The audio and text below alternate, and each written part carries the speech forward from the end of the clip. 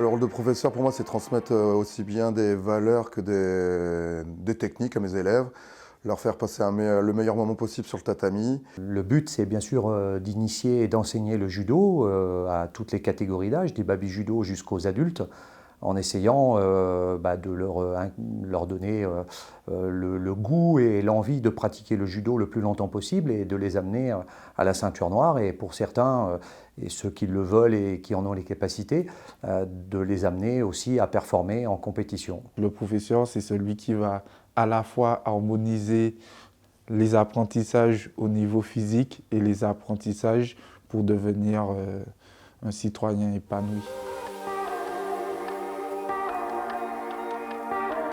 Je dirais en numéro 1 vraiment la relation humaine, voilà, accompagner des jeunes, les faire évoluer et construire une relation avec eux, c'est ce que je préfère. C'est toujours un échange qui nous permet, nous, de notre côté, de grandir et de notre côté de retransmettre tout ce qu'on a appris, tout ce qu'on nous a donné tout au long de notre vie, on le redonne à travers nos apprentissages.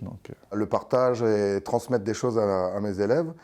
Et puis après, les amener au plus haut niveau pour ceux qui font de la compétition. Et puis pour ceux qui font le judo, on va dire un peu plus loisir, c'est de les amener à progresser, de voir leur progression, quoi. C'est ne rien lâcher, agressif et tire à toi. Rigoureuse sur les mains. Je mets beaucoup d'importance sur le kumikata au judo et c'est vrai que c'est quelque chose que je fais beaucoup travailler à mes élèves. Mais c'est respecte d'abord ton partenaire et puis je répète souvent fléchis tes jambes et prends la manche. Tout dépend si c'est des compétiteurs, ça va être beaucoup déplacement côté revers, faire réagir et tout ça. Et sinon après, c'est d'être, pour les plus jeunes, on va dire, d'être attentif en cours pour bien apprendre.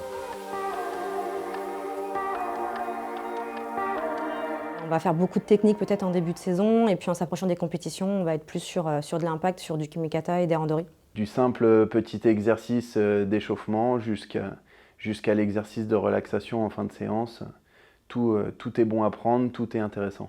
Dans ma vision de l'apprentissage, c'est vraiment multiplier toutes les expériences. Donc, je ne suis pas focalisé sur un exercice, mais le Chikomi, le Nagikomi, pour moi, ce sont des éducatifs incontournables.